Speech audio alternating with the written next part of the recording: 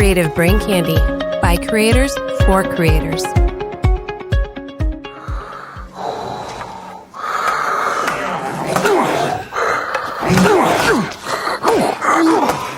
Join me, the Black Knight says, and we can end this conflict forever. Never.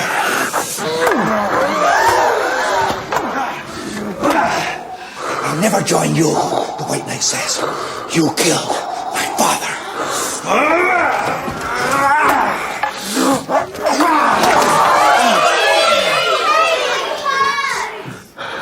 The Black Knight stares through the holes in his shiny mask, and he speaks words that burn into our hero's heart forever.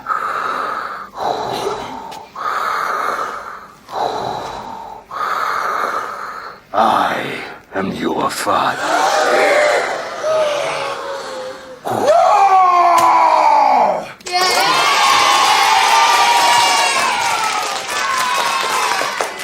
Did you make that up, Mr. Quinn? Of course I did.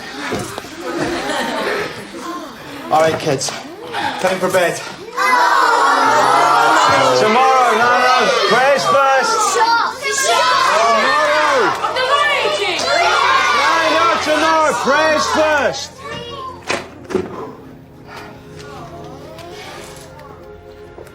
Okay. Ready? What do we do when we wake? Keep both eyes on the sky. What do we do when we sleep? Keep one eye on the sky. What do we do when we see him? Dig hard, dig deep. Run for shelter and never look back. Well done. Guys. Bedtime. Bedtime. Good night.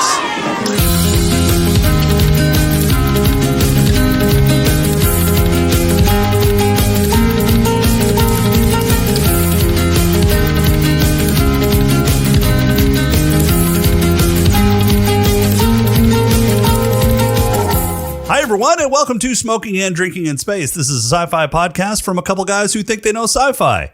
And this week, we watched the first of the Quabble's Choice of 2021 that takes us to jolly old England and asks the question, what if Batman were a dragon slayer? It stars Christian Bale, Matthew McConaughey, and Gerard Butler. It's 2002's Reign of Fire. But first, he's the Black Knight in the shiny helmet to my White Knight who loses his hand and finds out the terrible news that the Black Knight is his dad. It's James. How are you doing, James? That's the most sci-fi part of this whole movie. And he's the brash American whose guns are out whether the sun is out or not. It's Rob. How are you doing, Rob? All right. Ah, for fuck's sake. National fucking treasure. Shut up. Look, he is one of the only celebrities that I would actively try to sit down and smoke a cigar with. Oh, yeah. Well, I would smoke something with him, but probably not a cigar. But hey, careful now, because you're gonna. Is it thick and veiny? You're gonna make. You're gonna make your boyfriend Goldblum. Right. All right, James. What's happening around CBC this week? Around CBC this week, did we release something for our Quabbles That's coming out this week. this week? Yeah, is it? It is. Are you sure? I promise. Are you sure? I promise Okay, it's you coming promise. out this week.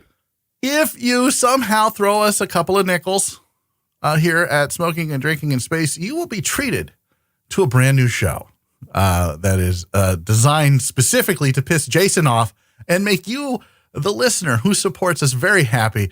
That's right. It's, what are we calling it? Smoking and Drinking with Conspiracy Theories? I don't know what we're calling it. It doesn't matter what we're calling it. It's fun to just really make Jason sigh a lot. This episode we'll be talking about what did we talk about? I forget.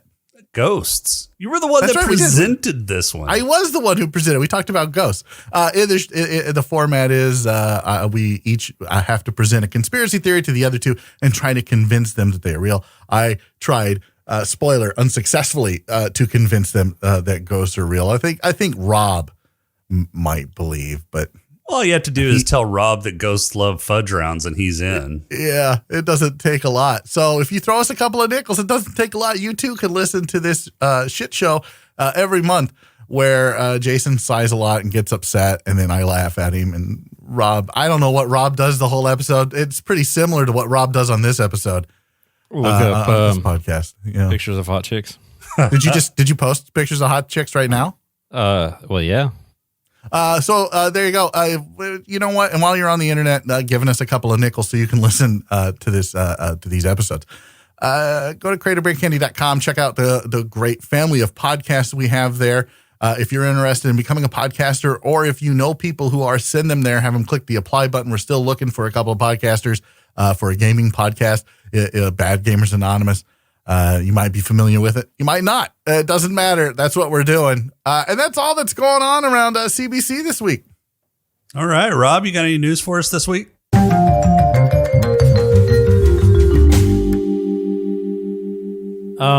If I say no, can we just call it quits today? No. Shit. All right. Hey, wait! Before you get started, who is this woman that you posted? This is Alex, man. This is Alex from the movie. Whatever. She doesn't do a lot for me. Well, I'm sorry, but I'm just saying. It's time for an eye doctor's appointment. Best I can do. I mean, if that's the best you could do this week, that was the only girl in this entire movie. That's do you that's want me to objectively find- false. The woman, like, we can get into it later, but there was a woman who finished the prayer. She was hotter than this chick. Yeah, but I don't know who that was. Yeah. The only other thing I could do is just find some shirtless McConaughey pictures. No, well, Jason would enjoy that. I wouldn't. Well, that's true. Rob, what's your news? A space hurricane was observed above the North Pole for nearly 8 hours. I'm not sure what a space hurricane is, but we have them. It's a hurricane in space, Rob. Thank you. I appreciate that. I thought it was pretty apparent in the name of what the phenomenon was. Right. So apparently it was observed by satellites in the Earth's upper atmosphere, and it was raining electrons instead of water. Okay, so it was in the upper atmosphere, so not really space. No. It was observed by satellites that were in the upper atmosphere. I don't know. Look, Did you read the article? I mean, why do you guys always ask me that? Because it seems like you don't ever read the article. The space hurricane, observed by satellites in the Earth's upper atmosphere, was raining electrons instead of water. Where did you get this from? Sciencefocus.com. Yeah, it's a thing. It's a real thing. Apparently this happened back in 2014, and they've finally gone through the data and all of that, because apparently it takes 6 years plus to, parse through data. So. Well, one of those years shouldn't count. Right, yeah. So 5 years. Which one? Plus. 2015? Anyway, so, that's interesting. Well, it's interesting if we knew what the fuck you were talking about, but okay. Scientists said that the hurricanes opened a rapid energy transfer channel from space to the ionosphere and thermosphere, and would be expected to lead to important space weather effects such as increased satellite drag, disturbance in high-frequency radio communications, and increased errors in over-the-horizon radar locations. okay, so it was an anomaly in the ionosphere, which is the part of the atmosphere that like protects us from cosmic rays. Yeah. Okay. Touches space. That's a brilliant way to put it, Rob. That's space. What the layer that is just that touches space. You've said it. Ionosphere touches space. Yeah, ionosphere. I'd like you to send that to professors around the world and see if you can write a paper that can be peer reviewed, so everyone can laugh at you, and just not everyone who listens to this show. What else you got, Rob? So I had a really interesting article. A warp drive that doesn't break the law of physics is possible. However, it's behind a paywall. So that kind of sucks. Then why would you bring it up? That's not a news article. Fuck. That's clickbait, dumbass. That's why? A teaser. That's a teaser. That's not a teaser if you can't actually follow through with it. Like that's like going to a strip club and not getting laid. Or not getting in? I mean, I don't go to strip clubs to get laid. That's a little That's weird. kind of the point. It's like going to a candy store and not buying any candy. You can see the pretty headline, but you can't eat it. You can't touch it. You can't like other things with it. What part of this analogy are you not understanding? Why are we talking about my analogy and not talking about what kind of an idiot you are? I think your analogy is kind of crossways, though. I think a strip club is like going to a candy store and not buying any candy. Well, it's the same thing. It's an analogy that goes into another analogy. Look, can we just make fun of Rob and giving us a news article without the news? Yeah, why not? Yeah, okay, fine, whatever. I found some stuff. You sound really excited about this too, Rob. Yeah. Look, it was a little slow this week, and frankly, your bowels. Yeah. And frankly, too much cheese. I'm bound up. No, I was going to say I'm still reeling from WandaVision. Okay, yeah. Oh, you watched WandaVision before Sunday. I watched it last night. Yeah. Wow. I'm shocked. Well, look, there's a couple things you could do to help with your bowel problems. Number one, you could eat some sugar-free candy. No kidding. I kid. Yeah. No, yeah. That goes through me so quickly. And it gives me gas. Not just that would be the first thing you could do. The second one is X-Lax. Crazy. Yeah. Yeah. I know much more about your bowels than I ever wanted to now. Can we move on? Are we going to talk about WandaVision? We can. It ended this week. If you haven't started it, go watch it. You can binge it. Yeah. Binge it. It's all really good. It's really good. It's quite interesting. No spoilers. We won't spoil it for you if you haven't seen it. But I thought it was pretty well done. And Disney Plus decided to release those little vignettes like they did for Wanda and Vision before WandaVision. They released them early for Falcon and the Winter Soldier. Oh, nice. Right. Yeah. So those are up. Doesn't that start next week or week after? 19th, I think. Yeah, it's like a one day after. Or is it before or after Zack Snyder's Justice League? Yeah, one I think comes out the 15th and one comes out the 19th. I can't remember which is which. But yeah, they both come out in like a week and a half, 2 weeks. Yeah, so I'm looking forward to that just because, now I'm rooting for Henry Cavill to come back as Superman because it sounds like Warner Brothers is just kind of pissed at him for some reason, but nobody really knows why they're doing it. And so I hear it's part of it is, maybe he's not promoting because of. Yeah, he's not promoting because of the snub. Because of the snub, yeah. But I mean, I hope that he's a great Superman. I really like the first two Superman movies with him in it. I thought they were really well done. I didn't care for Joss Whedon's Justice League. I'm hoping Zack Snyder's Justice League will be a little bit more palatable. I'm not holding my breath. I am already not thrilled about Snyder's Justice League just because of the aspect ratio it's using, but I'm still going to watch it and give it a try. Are you going to bitch about it? It's using a 4:3 aspect ratio. Was it filmed on a phone? I don't know. Seriously? It's using 4:3? Yeah, it's using 4:3. I feel like it was filmed on a phone now. I feel like he just kind of did this in his backyard. Do I need to go get my CRT out so that I can we should all go get old TVs now and yeah. What the? I didn't even know you could film in 4:3 still. Yeah.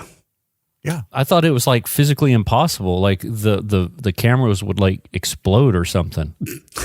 No, I don't think that's how cameras work, but they should. You seen a camera explode, Rob? They should.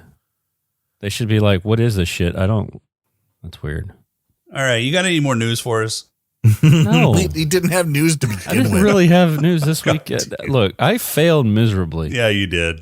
Who's ready for a pod crawl? Oh, for fuck's sake, about 15 minutes ago. All right, let's do this. We can call it, I don't know, say a pod crawl? The pod crawl! Pod crawl! Pod crawl, excellent, insert it deep, pod crawl. Kind of like a space suppository full of information. In 2008, a hard-drinking, chain-smoking kid from London is walking to work after school. The bored queen, who also happens to be his mom, sends him to the foreman after she learns he's too dumb to go to school anymore. The foreman then sends him into a hole they just discovered, and while in there, Quinn gets a loogie harked on him by a dragon. As Quinn runs away with his mom, the dragon barbecues the rest of the tunnels and crushes the elevator Quinn and the bored queen were escaping in. The epistles of Quinn then tell us that the next 12 years were a dragon-filled hellscape of fire, smoke, and Time magazine. Most of humanity has been charred because dragons like their meat well done, proving they're monsters.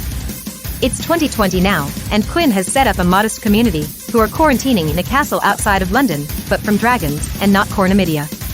They subsist on a modest diet of vegetables, turpentine, and Star Wars reenactments. After some disgruntled residents take it upon themselves one day to grab the ingredients for a salad out of season, a local dragon torches the crops and begins to torch the people until the castle fire brigade comes to the rescue. The dragon, having charred one of the crop thieves, sits down to some steak and salad while everyone else runs back to the castle. With a large portion of their crops gone, the people of Quinn's Landing are proper fucked, and to add insult to injury, an armored column of Americans, led by a sweaty-toothed madman named Van Zandt, rolls into the neighborhood with tales of dragon slaying and promises of better days. And as luck would have it, there's a dragon to slay, so Van Zandt takes his troops and heads out to kill the beast. But 2020 rears its ugly head and turns their plans upside down when one of their X Games motorcyclists gets torched and one of their skydivers runs out of happy thoughts. Quinn sets up the last radar beacon and then plays rabbit to take the dragon to Van Zandt. Van Zandt takes down the beast with a modern-day harpoon, but this isn't his white whale, and the next morning conscripts a bunch of Quinn's B&B guests. Van Zandt heads to London and arrives in the middle of the night fully aware that dragons see the best at night. But he loves a challenge, and his big line of tasty treats does the trick to bring the big bull dragon out of hiding. But it also does the trick of killing everyone but himself, his chopper pilot, and some rando. They limp back to Castle Batman where Quinn is picking up the pieces after the big dragon came to exact revenge on the people that dared to come and act as his food. Quinn, having lost his best friend King Leonidas, is ready to help Van Zandt kill the dragon that killed his mom. This time, he suggests instead of just rolling down Main Street at night, to maybe try to sneak in and take the dragon during the day, you know, when they can see it. Van Zandt is skeptical, but agrees to give it a chance. They find the tunnels where the dragon lives, but he's onto them, and flees to the open skies. Van Zandt has some special explosive crossbow bolts, which is convenient since Quinn had some crossbows at his castle. They have to get really close though, so Van Zandt suggests they split up and use his pilot as bait. She doesn't seem excited about it, but agrees, and Quinn and Van Zandt take up positions. Quinn, however, put his bolts in a loose pocket instead of securing the most important ammunition he had, and loses it while taking cover. Van Zandt gets a shot, but it misses the mark, and realizing he's fucked, he takes a flying leap directly into the dragon's mouth in the hopes of sticking in its craw and choking it to death. It doesn't work, and it's all up to Quinn, so the world is pretty much doomed. However, Hottie Von Pilot distracts the dragon just long enough for Quinn to get a shot, and he sends the bolt straight down the dragon's throat, causing a lethal dose of heartburn. The dragons are dying out, Quinn rebuilds with Hottie Von Pilot, and Roll Quinn puts up a big antenna to improve TV reception at the castle. Credits. All right, so 2002's Reign of Fire. James says it's not sci-fi. Rob, what do you think? Well, if we are calling Mad Max sci-fi because we weren't. Well, did you call it? No. If it was classified as sci-fi because it happened in a post-apocalyptic hellscape, which it didn't, by the way, this movie does. Therefore, Reign of Fire, more sci-fi than Mad Max. Okay, I don't think that's how it works, number one. I think we need to come to some kind of agreement on whether or not post-apocalyptic hellscape is sci-fi. It's not really science fiction. It's more science fantasy. Now you throw in a dragon. Well, science fantasy is a subgenre of science fiction. Yeah, no, I get that. And I think I made the argument for Star Wars to be on the show because it is science fantasy and that's a subgenre.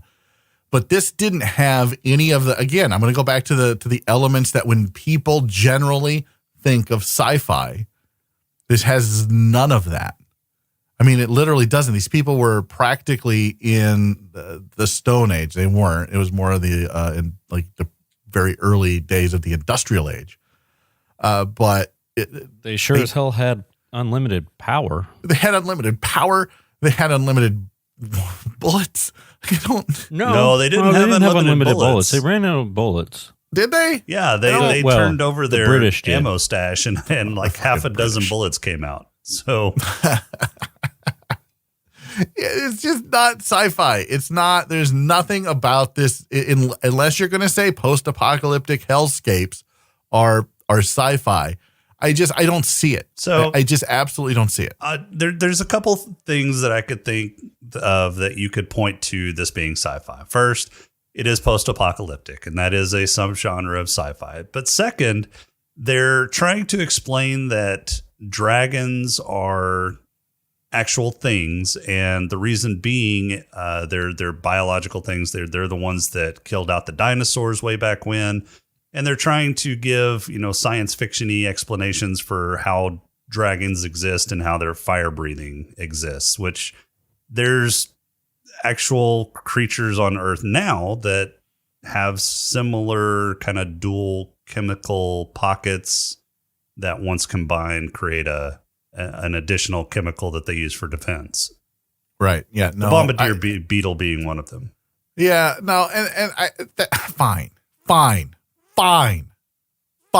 So it's kind of evolutionary science fiction. Oh, fine. Again, I'm gonna go back to if you made Joe Random watch this and say, would you classify this as science fiction? He would say, no, this is not science fiction. And then the second question you ask him is this a good movie? And he would say, no. This is not a good movie. I thought it was a good movie. I mean, this isn't the greatest movie in the world by any stretch of the imagination, but this is definitely a movie where you just go, okay, I'm going to accept the premise as given, turn off my brain, and just watch all the fun effects and fire. Which is saying something because Jason doesn't do that very often. Right.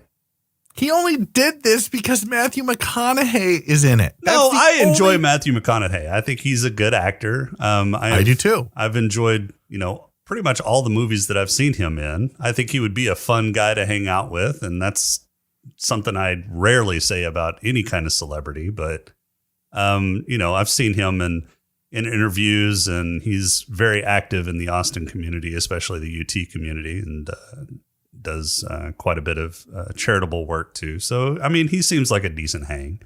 Oh yeah. I would smoke a cigar with him. He is one of the few celebrities that if I had like an avenue to contact him, I would be like, I would love to have you on the show. We don't have to talk about jack shit that you don't want to. Like, we can just hang out, smoke a cigar. Like, we don't even have to record. Can I just hang out with you and smoke a cigar? Like, is that a thing, Matthew? Can I call you Matthew, Mr. McConaughey? How would you like me to address you, sir? Like, he's just that kind of guy. He's very cool. Like, he's got a book out that I want to get. Yeah. Green Lights. Green Lighting or something like that.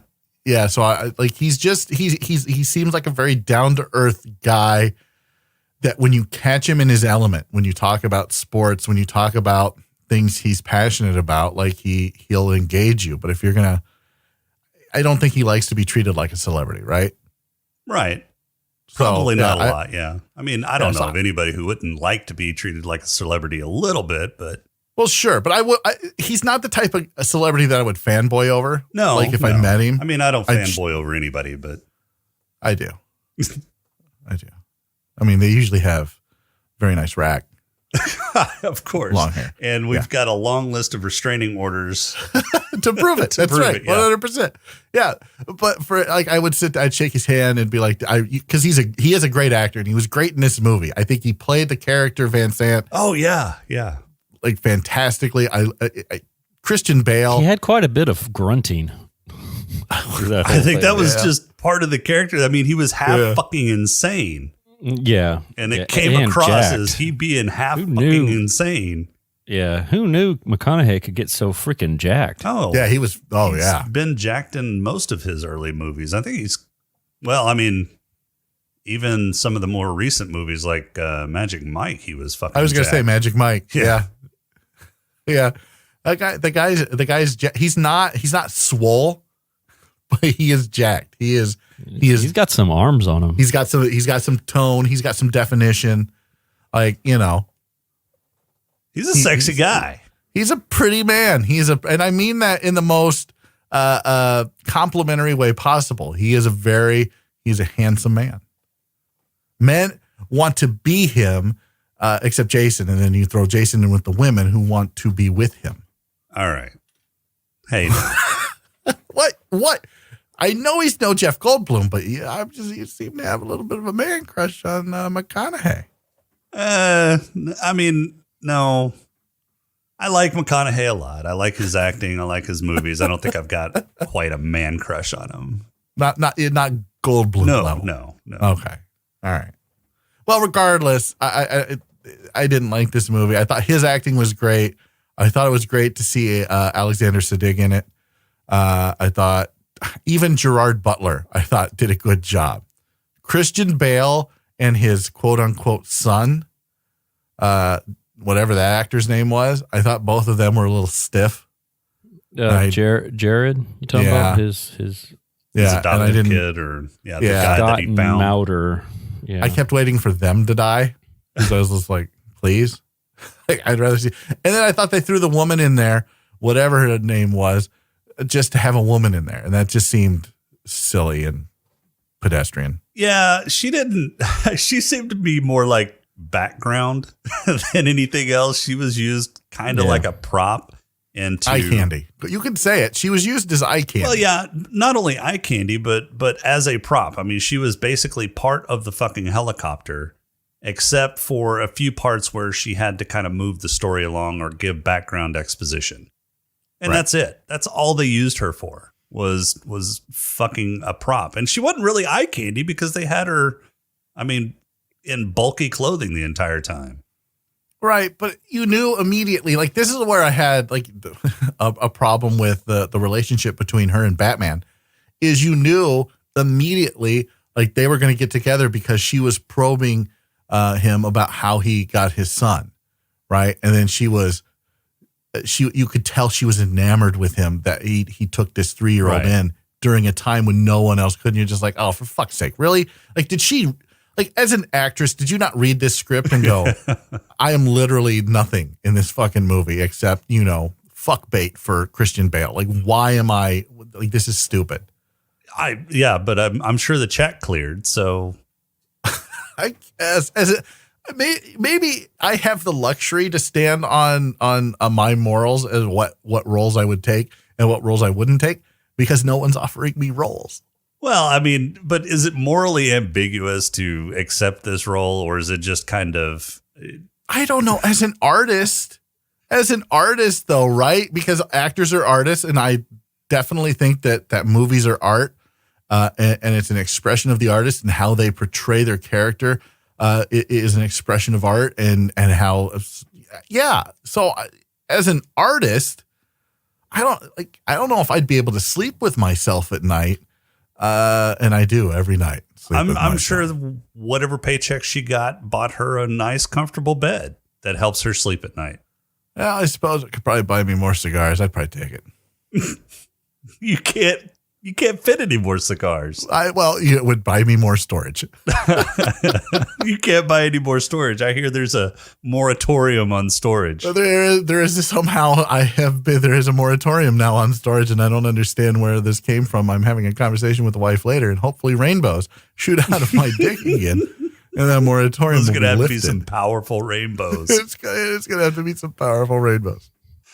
I thought the movie looked really good. It was very fucking dark, though. I would have liked to have been able to see a little bit more what was going on, but I thought they did. I thought they did the dragon models really well. The CG for the dragons. In fact, Go ahead. No, I'm saying I'm agreeing. You've been quiet for a while, Rob. Go ahead. No. I agreed. Oh, I thought you were going to bring something of import into the conversation. I do have something to comment on the dragons, but continue. Go for it. That's what I was saying. Why would you think he had anything of import to say? Yeah, right. When have I ever had anything of import to say? I thought the dragons looked really good. And I like that when that one dragon crashed after it got taken down, they showed the broken wing and things like that, and it wasn't just like, oh, here's a dead prop. It the thing hit hard, and they took the time to show it, broken and mangled and what have you. Yeah, that dragon was actually a physical prop too, and it was designed by one of the FX companies, and they did a super good job on making that look realistic, especially whenever he reached in and grabbed the dragon egg that he pulled out to prove that it was a female. They did really good on the effects. Was he going to raise that dragon? Father of dragons. Right. That's my question. Was he going to raise it? Why did he pull it out? Was he going to eat it? Why weren't they eating the fucking meat? Yeah, do dragons make good eating? I don't know. Right. That's a good wasn't question. Addressed. Wasn't addressed in this movie. I mean, the whole thing was, hey, look, we're starving. Yeah. I mean, they could have carved that fucker up and preserved. Oh, they would have been. Yeah. They would have been eating good for months. I mean, I guess that just depends on if the meat is poisonous toxic. or not. Yeah. Yeah, I thought that too. I was like, well, maybe it's toxic, but they didn't address it. If they would have addressed it, even with one line and given it to Hottie McHotface, and she could have been like, oh, it's too bad we can't eat this. It's toxic. Yeah. Yeah. But they didn't. They didn't even give her that. I don't think the plot delved that deep into the mythology. No, it was pretty shallow. The whole thing was pretty shallow. It was pretty deep. They were at least 150 feet deep. Right. All right. So can I start with one of the very first thing about this movie that just really chapped my ass? Before you get to that, I want to ask a question, because there seems to be some debate out there on this topic, and I want to ask both of you. Well, let's start with Rob first. So, Rob, why am I always first? Were these actual dragons? Or were they wyverns? I see where you're going with that, because dragons are typically four-legged creatures, and wyverns are two-legged use creatures. Their wings. Yeah, use their wings as their front legs. Mm-hmm. Seeing as Game of Thrones has decided that wyverns are dragons, I'm going to go with they were dragon enough. The one thing they weren't dragon were balls, because they were all female. So they had that going for them. I'll say they're a dragon. So you're going to say dragon. James? Yeah. Well, being a lifelong D&D, I don't play D&D. Given all the movies that came before that had dragon, I don't care about any of them. All the movies that came after, I don't give a fuck. Who is having this fucking conversation? Who is watching Reign of Fire and going, are these wyverns or are these dragons? So I did a little bit of research on the fly. Who? Oh, for fuck's sake. Yeah, I did a little bit of research on the fly, and according to Wikipedia, holder of all knowledge, a wyvern is a legendary bipedal fantastical creature that never existed. Winged dragon, usually depicted with a tail ending in a diamond shape. So they do say it's a winged dragon. It's just a bipedal version. So, technically, I guess, a dragon. Okay. What do you think? I don't give a are shit. sitting in the basement don't really fucking care. asking this? Wait a minute. You don't even care, and you bring this thing up, and we're I'm trying to come out with a thought-provoking answer. Almost made it all the way through without saying something about Dragon Balls, but oh my God, and you don't even care. No, I really don't, because I mean, throughout history, dragons have been portrayed in various different ways. They've been called various different things.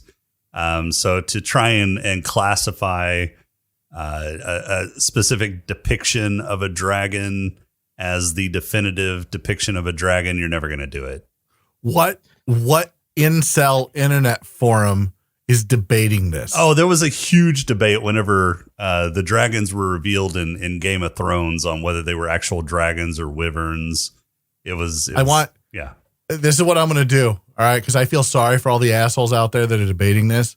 I am going to sell my cigar collection. All right. This is a humanitarian effort. And I'm going to buy you all hookers so you can get fucking laid. For fuck's sake. Those are going to be some cheap ass. All right, hookers. James, go for it. What were you going to say? All right. Look, does Britain in 2002 not have OSHA or their version of OSHA? Why is this kid going? Why is he going down there? Why is everyone like, hey, you want a cigarette? Hey, you want a beer? Look, I remember 2002. Like you weren't asking kids if you wanted a beer or if you wanted a cigarette. Well, not if you weren't on a list. Right. So I have a huge problem with that. So are they portraying Britain, the Brits as like weirdos that are trying to make kids into degenerates? I don't understand. That's the very first thing that really chapped my ass about this movie. Is that number two? Then some assholes is like, hey, there's a hole here and we don't know what's back there. Can you climb through it, kid? Because my fat ass won't go. Right. Even if his fat ass could go, he wasn't going to go. No. So why, again, there are rules in place. Like child labor was against the law in 2002. And putting a child underground while they're building a tunnel and then it's not safe. He kept saying it's not safe. It's not safe. Even before the kid showed up. And then he's like, hey, kid, go back there. Like, what the fuck? Like, I have a huge problem with that. And all of that because they just wanted him to be the one to find the dragon. That was dumb. He didn't need that. It could have, there were plenty of ways to do it other than putting a child's life in extreme danger, even without the fucking dragon. Yeah. Yeah. No, I agree. So the whole premise of how they kind of set up the plot was dumb. I mean, I can see maybe a kid going down to the construction site. He probably wasn't supposed to, but his mom was the head engineer on the project, so he probably had special access, and everybody knew him because they'd probably been working on that for years and years, and he could stay up top. Well, I mean, the going down is where it broke. Sure, right. Sure. Like, hey, can somebody get my mom? I'm here to see my mom, please. But do you think I'd rather not go down the dangerous shaft. But do you think that all construction sites are they follow inherently the rules dangerous to the letter? For children? They follow the rules. They do. Yes. Yes, I they think do. with children, no, I think with children, yes, they do. Especially if it's the child of a foreman. They're probably like, hey, I'd really like to keep my job today. Why don't we keep you up here in the office? And when your mom is done, she'll come up. No, she's not sucking off all the miners. She's down there digging a tunnel. So don't worry about it. OSHA existed in the 80s, and I was on construction sites working in the 80s. As a child? As a child. Okay. Well, there are child labor laws in place How now old that were you? prevent that. Huh? How old were you? I was around 10 to 12 years old, yeah. Yeah, that's Doing child what? labor. Were you getting paid? Digging fucking ditches. It sucked. Were you getting paid? Wait, why? No. So wait a minute. Why were you digging ditches? Okay, Right. this is story Were you time in with prison? Jason. No, Were you this in is story prison? time with Jason instead of James this week. Were you doing hard time? They were like, dig this ditch, Do tell. motherfucker. How does a 10-year-old dig ditches at a construction site, not get paid for it, and still Hard time. do Hard it? time. Were you on a chain gang in fucking 1950s Georgia? Nope. Cool hand Jason. I am a man. Right? Like, I don't Constant understand what sorrow. you were doing. Yeah, no. It happened. I don't. How? Explain. So as a kid, The world especially wants to in the know. summer, when both of your parents work, you got to go with one of the parents. And whenever one of your parents is a nurse and you can't sit in a fucking doctor's office in a medical setting all day, you go with the other parent who doesn't want you fucking around on a construction site. So they hand you a shovel and tell you to dig a fucking ditch. Oh, that sucks. That sucks. Wow. Donkey balls. Oh Yeah, it my does. God. Wow. You know what? I'm not going to make fun of you for the rest of the show because I feel sorry for your summer child. Like, you know what I did? My summers, I fucking swam in my pool and fucked off. That's all I did as a kid.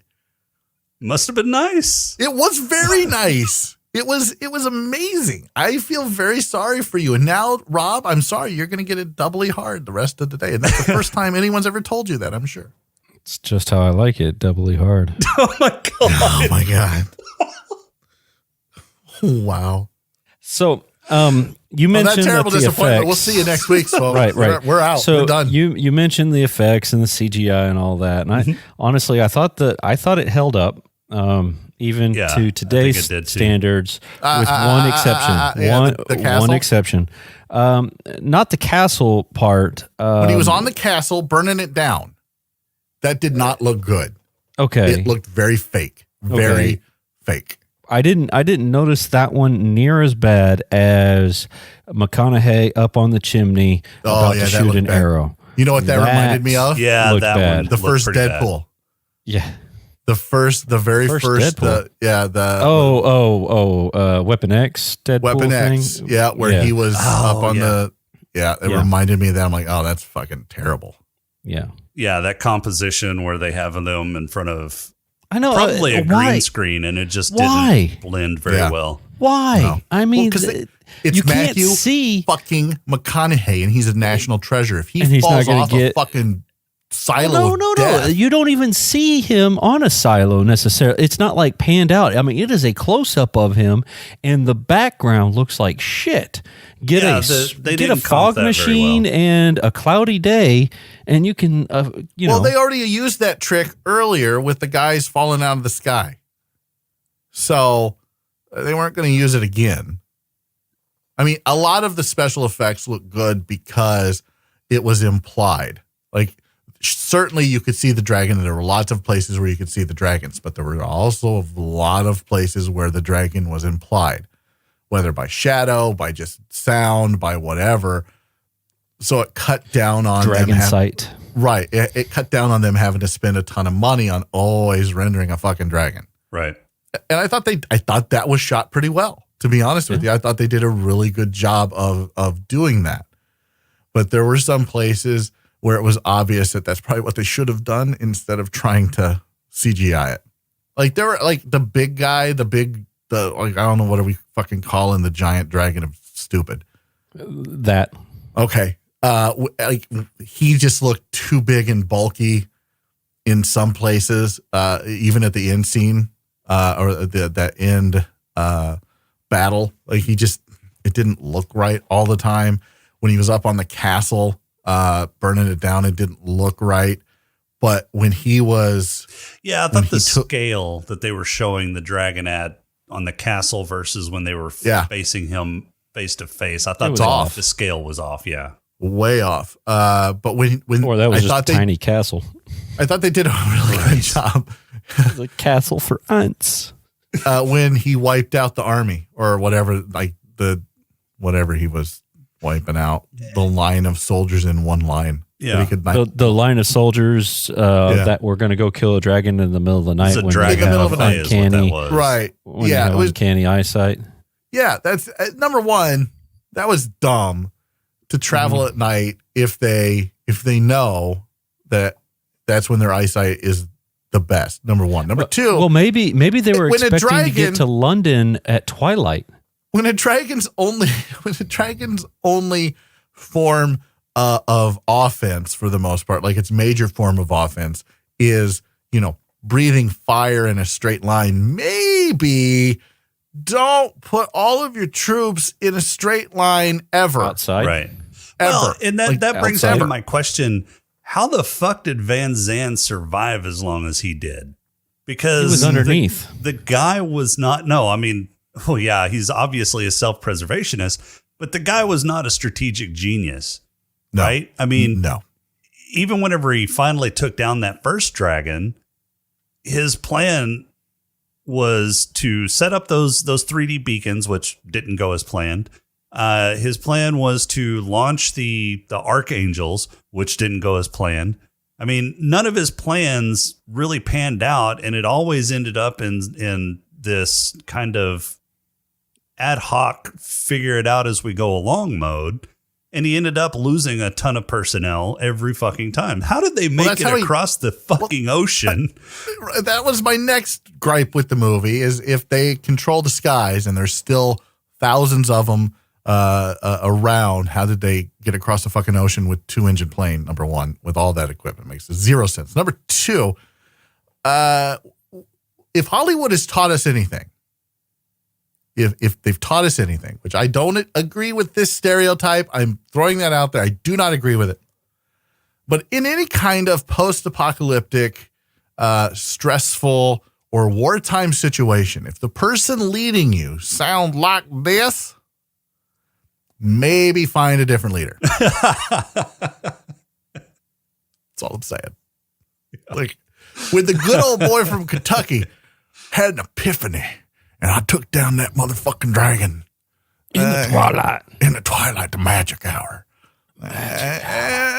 Maybe just say thanks, no thanks. Sell your wares down the road, motherfucker. Like, I don't get it. This would have been a much better movie if he had been a con man. Because we've all seen those movies set when dragons roam the earth before, right? Where somebody comes along and is like, hey, I'm a dragon slayer. I'll slay the dragon. Everyone's like, what fucking dragon? Right? So you would imagine in a post-apocalyptic world where dragons are actually ruling the air and wiping out humanity, that there would be a lot of con men going around to get free food, free shelter, free ammo. That say, I've killed a dragon.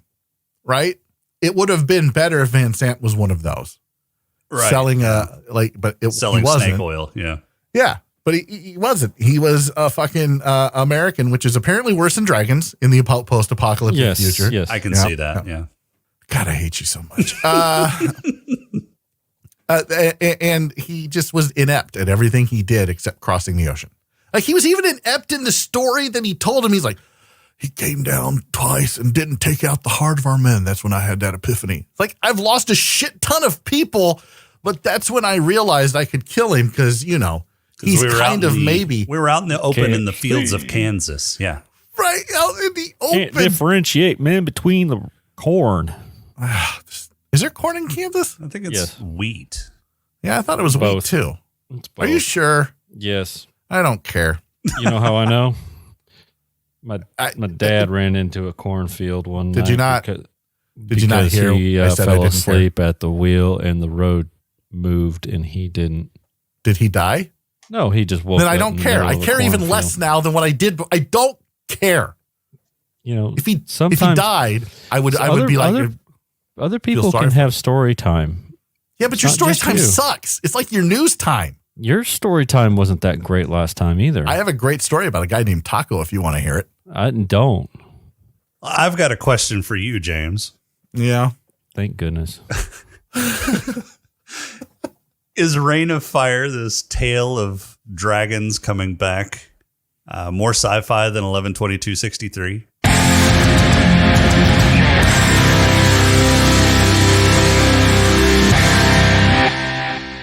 All right, so I'm going to have to compare both of these movies and really take a really hard look.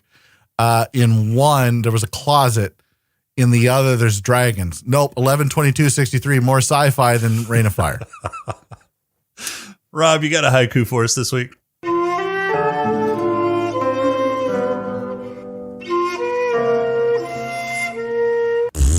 Wow, I do. This haiku is titled Fire, Water, Burn. The roof's on fire. Let the motherfucker burn. Burn, motherfucker. Well done, sir. Well done. Thank you. Funny enough, those lyrics actually come from a 1985 DJ track.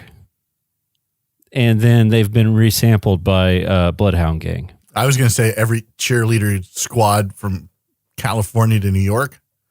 Yeah. The roof is on fire. Yeah. Right. But Bloodhound Gang made it. I mean, that's where I knew it from. But apparently, I heard this in the 90s. Cheerleaders every basketball game you'd go to. The Roof is on Fire came out in the 90s from the Bloodhound The Roof gang. is on Fire. No, well, yeah, by them, yes. But originally, it was a song by Rockmaster Scott and the Dynamic 3, and it was released as a single in 1984. Isn't the Bloodhound Gang the band that dressed up as monkeys and did it like they do it on the Discovery Channel? Yeah, do it like they do on the Discovery Channel. Yeah. But apparently, apparently, this was and it's like 4 minutes into the track before they ever say those words. You remember that comedian on MTV, Green? What was his first name? I'm surprised you haven't. Tom Green. It's the same type of humor that the Bloodhound Gang has. I didn't care for it then. You're pretty when you're drunk. I care even less about Rob's stories now. You're pretty when I'm drunk. And I'm pretty fucking drunk. All right. Well, that's been your Bloodhound Gang trivia for the episode. Who's got awards? You should be happy that I did some research. Wow. Too bad it wasn't for the news. Oh, no. Who's got awards? Yeah. Yep.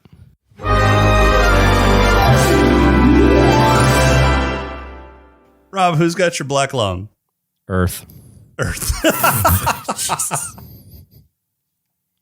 All right, James. I can't believe I'm going to say this, but that was really good.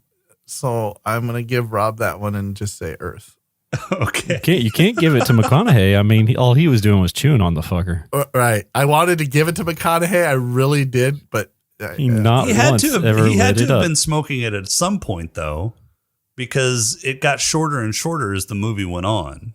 No, he just kept putting more of it in his mouth. Yeah, he did shove almost half the fucker in his mouth at one point. I'm like, this is cigar abuse. Like, why? Like, in a post-apocalyptic future where finding a cigar is hard, why are you just chewing on it? Jesus. Yeah, Matthew McConaughey is getting my black lung because of the cigar, and not only because of the cigar, but when he pulls it out at one point and they got a close up of his face, he's also fucking dipping too. Yep, I saw that, but I was wondering if he was just dipping so it looked like he had like pieces of tobacco and shit from chewing on the cigar. No, I think he was dipping. I know people who've dipped and smoked at the same time. God, I can't imagine the fucking nicotine levels that they're. Oh my God. Yeah. Yeah. Anyways. No. All right, James, who's got your head lush? My head lush goes to everyone in the entire castle for drinking a lot. Right. Rob? Yeah, I gave it to Quinn and Creedy for sure because they had the tub hooch at the beginning. Yeah. Mine's going to go to Creedy because not only did they have the tub hooch at the beginning, but Creedy knew exactly how to get it down with the least pain possible. So that's you true. You gotta swallow it quick so it only burns your stomach and not your throat. Your throat all the way down. Yeah. It's not shocking that Gerard Butler would deliver that line. You don't like Gerard Butler, do you? I don't mind him. I really don't. I thought he was good as King Leonidas, but I'm struggling to find other roles that I like him in. He's been in a few rom-coms that, I can't come up with any. He was, he played in the White House is Down or whatever. Yeah, White House Down. Yeah, White House Down movie. Yeah, no, Angel Has Fallen. Olympus has fallen. Yeah, Olympus has fallen. Yeah. There's three of them. But those are more turn your brain off and enjoy the action movie. Yeah. Than this one. Yeah. Other than that, I'm not sure. I'm just mad at this movie because it's not sci-fi. Hey, you know what's interesting? He was a voice in How to Train Your Dragon. So Reign of Fire. Oh, that's right. He played the dad. Yeah, he played the dad in How to Train Your Dragon. So Reign of Fire was kind of like a stepping stone. Yeah. So he moved on from getting killed by a dragon to raising a son who flies a dragon. Do you know what isn't interesting? Rob's dad crashing into a fucking cornfield. Rob, who's got your player? I'm giving my player to Quinn for getting the American chick at the end of the movie. Okay. Because they were holding hands when that thing faded out. She's not really American, though, right? Well, she's Polish, I believe. Okay. I'm trying real hard not to make a joke.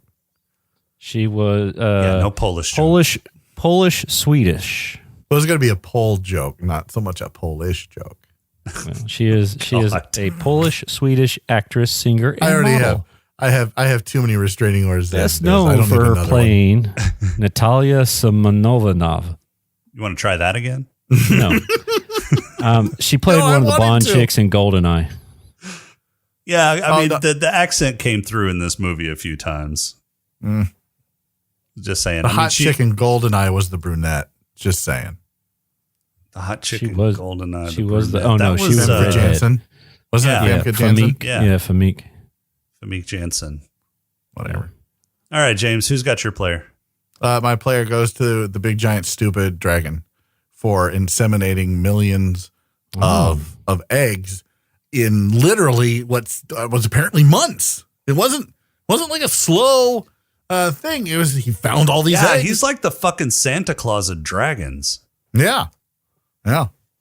Delivering his seed all across the world in record time. Yep. And the only one that can do so. So hats off to him. All right, my player is going to go to Quinn for getting the hot chick at the end. Yeah, it was the only chick. Like, I don't understand. Like, Gerard Butler had a woman in his bed. True. The idiots that ran around and like fucked around and got burned at the farm. One of them had a woman in their bed. Apparently, a lot of times because they had so many damn kids. Right, but Quinn doesn't have a woman. He did, though, have a small boy that came into his bedroom. So maybe they're trying to tell us something. That's his stepson. Maybe stepson. Quinn Adopted kid. Maybe Adopted Quinn was kid. a priest. He went there. Okay. James, who's got your purple hippo? He did lead him in prayer. I'm just saying. Jeez. Hashtag you're welcome. Who's got your purple?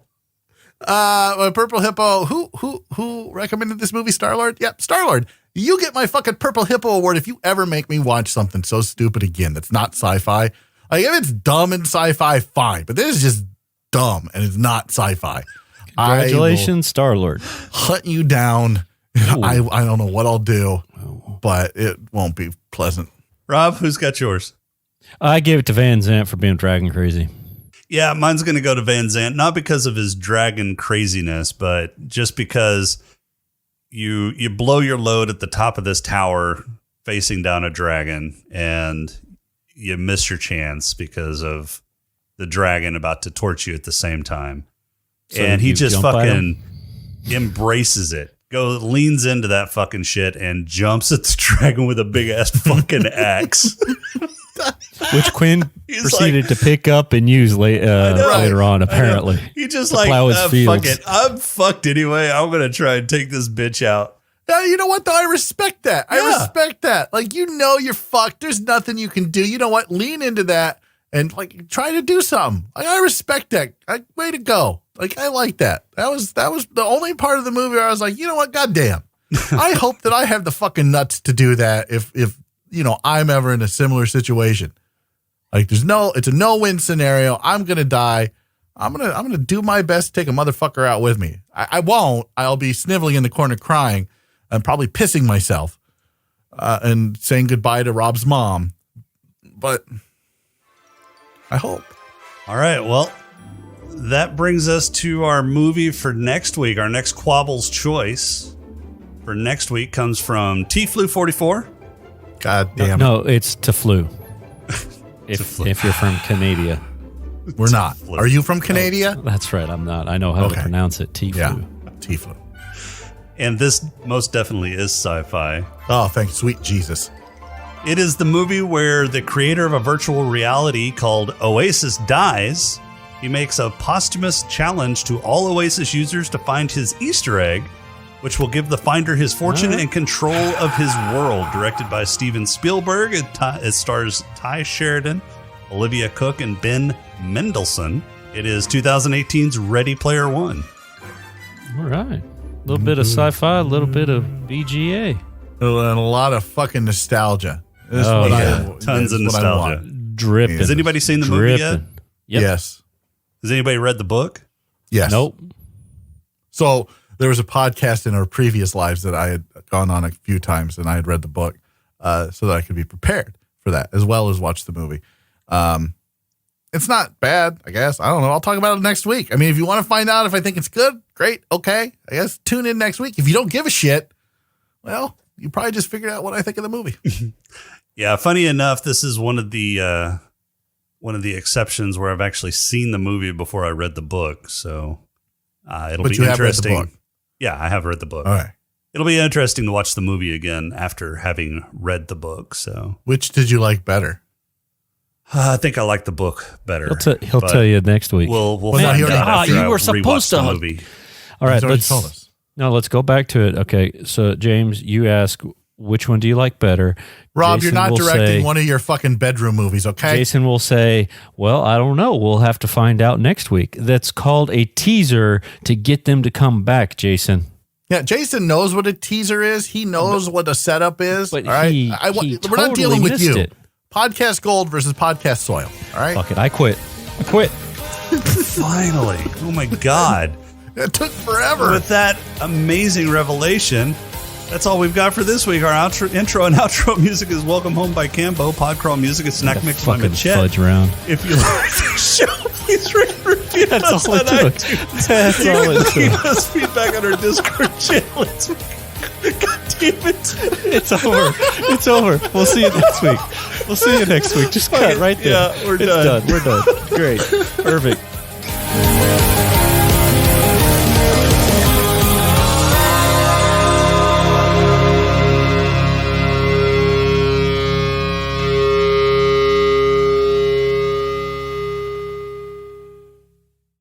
Oh my God. That was pretty good. That was pretty good, Rob. God Yeah, damn. you're welcome. You redeemed yourself with that one. Yep. Yep.